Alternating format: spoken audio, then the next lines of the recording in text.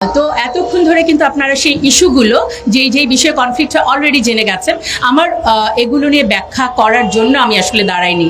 আমি এখানে দাঁড়িয়েছি এতক্ষণ ধরে যেই ইস্যুগুলো আপনারা শুনলেন সেগুলোকে আমরা একসাথে করব। যেমন একটি গল্প আছে না, যে সেই 6 অন্ধ ব্যক্তি একটি হাতি দেখেছিল, তারা কিছু দেখতে পায় না।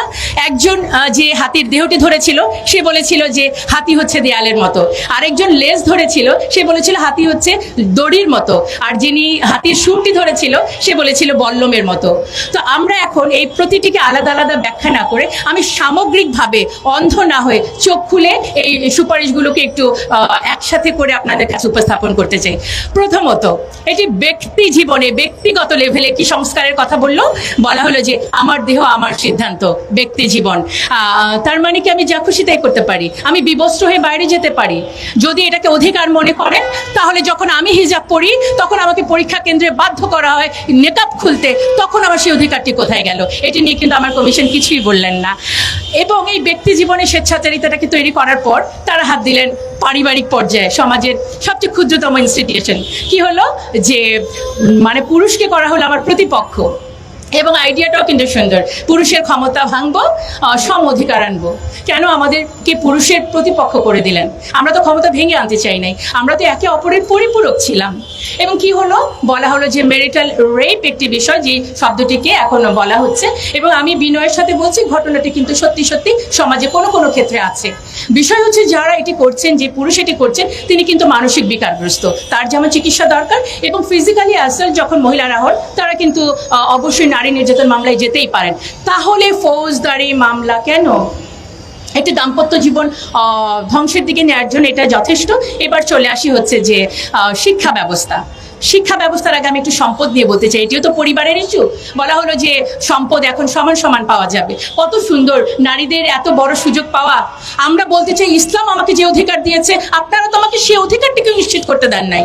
আমার এই সোসাইটি থেকে তো আমি আমার ভাইয়ের কাছ থেকে যতটুকু প্রাপ্য সম্পদ পাওয়ার কথা সেটাই পাচ্ছি না। আপনারা খুব সুন্দর করে আইওয়াস দিয়ে আমাকে খুশি করে বলছেন এখন থেকে আমি আমার ভাইয়ের সমান সম্পদ পাবো। এই জায়গাটায় অবশ্যই বাস্তবিকভাবে এটি কিন্তু আসা উচিত ছিল। যে বিষয়টি ক্লিয়ার করতে চাই, তারা তাদের প্রতিবেদনে সুস্পষ্ট করে লিখেছে ধর্ম নারীকে বৈষম্য করেছে। আমি জোর গলায় বলতে চাই, ধর্ম নারীকে বৈষম্য করে নাই, ধর্মের প্রয়োগ নারীকে ভুলভাবে প্রয়োগ। আমার ধর্ম আমাকে বললো যে দেনমোহরের মাধ্যমে বিয়েটা হবে, আর আমার সমাজ আমাকে যৌতুকের মধ্যে ঠেলে দিল। এবং যৌতুক না দিলে শুধু বিবাহ বন্ধ না, গায়ের মধ্যে কেরোসিন ঢেলে আমাকে পুড়িয়ে দেওয়া হলো। তারপর এই মৃত্যুর জন্য আমার ধর্ম দায়ী নাকি আমার সমাজ? আমাদের কি চিন্তাটা করতে হবে। এবং দেখেন এটার মধ্যে হচ্ছে আরেকটি হচ্ছে পতিতাবৃত্তি। অলরেডি এটা নিয়ে অনেক কথা বলেছেন। এবং আপনি আমাকে আমার দাম্পত্য সম্পর্কের মধ্যে সংঘাত বাড়ালেন, আমার ভাই এবং আমার বাবার সাথে সম্পর্কে সংঘাত জড়ালেন, এবং পতিতাবৃত্তিকে করে দিলেন উন্মুক্ত। তখন এই যে কিছুক্ষণ আগে আমাদের আরো অন্যান্য বক্তারা বলেছেন, স্বামী তখন এই ফৌজদারি মামলা এড়ানোর জন্য কিন্তু যাচ্ছে কোথায়? পতিতালয়ে। আমার অনেক ছাত্রীকে আমরা কিন্তু অনেক হোটেলে এই ধরনের সম্পর্কে দেখতে পাই যেখানে পুলিশ তাদেরকে গ্রেফতার করছে। যখন পতিতাল এই বৃত্তিটিকে আপনি একটি পেশা হিসেবে দিচ্ছেন, তখন তারা পার্ট টাইম টিউশনির মতো ওখানে গেলে সমাজ ব্যবস্থা যদি ভেঙে পড়ে, এর দায় ভাইকে আপনাদের নিতে হবে না? দেখেন এই একই সাথে হচ্ছে যে গণমাধ্যমে বলা হলো যে কিছু কিছু শব্দ প্রয়োগ করা যাবে না, যেমন হচ্ছে নৈতিকতা, অশ্লীলতা, শালীনতাপূর্ণ পোশাক, ধর্মীয় অনুভূতি। আমি এই কথাগুলো কেন বলতে পারবো না? কারণ আমি অশালীন হয়ে চলবো? অবশ্যই শালীনতা আমার সামাজিক ভ্যালু। যে কোনো ধর্মের মধ্যে কোনো অশালীনতা নেই। সুতরাং এই শব্দগুলো যে তারা ব্যবহার করতে দিচ্ছে না, দেখেন সমাজটা কিভাবে করে যাচ্ছে। এবার সমাজের আরেকটি উপাদান হচ্ছে শিক্ষা। সেখানেও বলা হলো সম্মতিতে যৌন মিলন সংক্রান্ত পড়ালেখার বিষয়টাও থাকবে। তাহলে আর বাকিটা থাকলো কি? দেখেন এবার যদি এখানে আরেকটা শব্দ, জেন্ডার স্টেরিওটাইপ, কোনো কথা বলা যাবে না। যেমন হচ্ছে ঘরে কাজ শুধু নারীরা করবে, এই কথাটা বলা যাবে না। এবং বলা যাবে না নারীরা ধূমপান করে না। আপনারা একটু চিন্তা করেন, ধূমপান তো কারোর জন্যই সুস্থ না, ভালো না, তাহলে কেন শুধুমাত্র নারীদের কথাটা এটা বলা যাবে না? এভাবে করে ব্যক্তি জীবন, আমার পরিবার জীবন, সমাজ জীবন কিন্তু তার এই কমিশনের মাধ্যমে, সুপারিশের মাধ্যমে এটি ধ্বংস হওয়ার পথে। এবার আমি চলে যাচ্ছি রাষ্ট্রীয় পর্যায়ে কি হচ্ছে। পার্বত্য চট্টগ্রাম কিন্তু আপনারা শুনে ফেলেছেন যে এটা দিয়ে কি হবে। এছাড়া আরো যেটি বলা হয়েছে যে আন্তর্জাতিক যত সনদ আছে, যে মানে আপনার সিডো এবং পিএফ এ যত সনদ হয় এগুলোকে আমাদের পার্লামেন্টে পাশ করে দিতে হবে।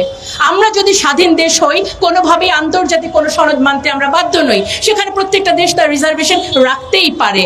সেই আন্তর্জাতিক সংস্থার সনদ আমরা এভাবে করে মেনে নিব যারা মানবাধিকারের নামে অমুসলিমদের সমর্থন করে এবং ফিলিস্তিনের মতো জায়গায় যখন এভাবে মৃত্যু হচ্ছে, যে সংস্থা চুপ করে থাকে, আপনারা তাদের প্রেসক্রিপশন যদি বাস্তবায়ন করতে বলেন, অবশ্যই আমাদের অবস্থান এটার বিপক্ষে। আমাদেরকে আমি পুরো বিষয়টাকে হাতি দেখার মতো, একসাথে দেখার মতো কেন বললাম?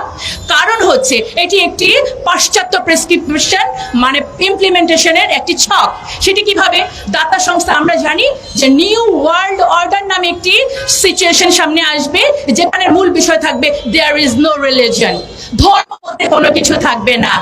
আমাদের শিক্ষা ব্যবস্থায় কিছুদিন আগে ট্রান্সজেন্ডার ঢুকানো হলো, এখন ধীরে ধীরে আমাদের নারীদেরকে পতিতালয় থেকে পুনর্বাসন না করে এটাকে উন্মুক্ত করে দেওয়া হলো। মানে সমাজ ভাঙা, রাষ্ট্র এবং পরিবার ভাঙা মিলে কি হলো, একেবারে রাষ্ট্রটাই একেবারে ধ্বংসের দিকে চলে গেল। এবং জুলাই আন্দোলনের যে ফল পাওয়ার জন্য আমরা এখানে আরো একবার দাঁড়িয়েছি, বারবার দাঁড়িয়েছি। আজকে আমরা বলতে চাই যে জুলাই আন্দোলন নারীদেরকে যে আপনারা উপেক্ষা করলেন, আমরা যে এই বৈষম্যটাকে অর্জন করার জন্য এতগুলো প্রাণ গেল, আপনারা সেটা মূল্যায়ন করলেন না। এই কমিশনের যতগুলো সুপারিশ আমাদের সামাজিক মূল্যবোধ, আমাদের ধর্মীয় মূল্যবোধ, আমাদের একটি সুস্থ সুন্দর জীবনযাপনের জন্য, নারীকে ক্ষমতায়নের নামে শুধু আপনারা প্রদর্শনীর জন্য বলেই দিয়েছেন, বিনোদনে একেবারে 50-50% তাদের প্রদর্শনী থাকতে হবে। আমরা 300 আসনকে 600 আসন করে কি লাভটা হলো? আমরা মমতাজ এবং শমিকা এসারদের মতো আরো কিছু সংখ্যক আমরা নেত্রী পাবো। বাট এটাই কি আসলে নারীর পলিটিক্যাল এম্পাওয়ারমেন্ট?